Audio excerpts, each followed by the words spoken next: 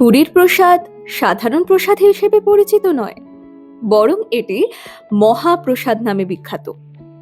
Puri Prasadam is called Chappan Vog. It has 56 varieties of dishes in every single day. আমার মনে সবসময় প্রশ্ন জাগতো, পুরীর মন্দিরে সবসময় 56টি পদই রান্না করা হয় কেন? কেন এটি 55 কিংবা 54 অথবা 66টা হয় না? এই 56 সংখ্যার তাৎপর্যটাই বা কি? আমরা প্রত্যেকেই জানি শ্রীকৃষ্ণ ব্রজবাসীদের এবং ব্রজের সমস্ত জীবকে মহাপ্লাবন থেকে রক্ষা করার জন্য গোবর্ধন পর্বত ধারণ করেছিলেন। এছাড়া শ্রীকৃষ্ণ দিনে 8 বার আহার করতেন।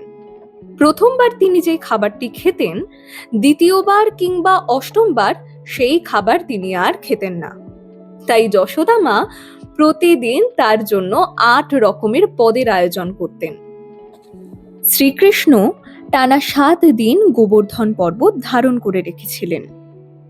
পুরীর ভক্তরা সেই কথা স্মরণ করেই ভক্তি ভরে ভাবলেন, হে কৃষ্ণ, তুমি তোমার সন্তানেদের রক্ষা করার জন্য টানা 7 দিন না খেয়ে গোবর্ধন পর্বত ধরে রেখেছিলে।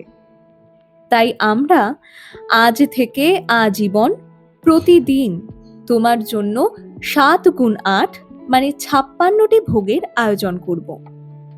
এটাই তোমার প্রতি আমাদের নিবেদন।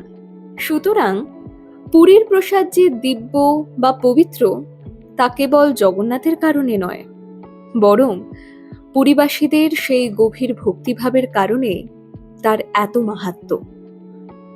আমার ভিডিও ভালো লাগলে অবশ্যই লাইক করবেন, কমেন্ট করবেন, শেয়ার করবেন এবং অবশ্যই সাবস্ক্রাইব করবেন।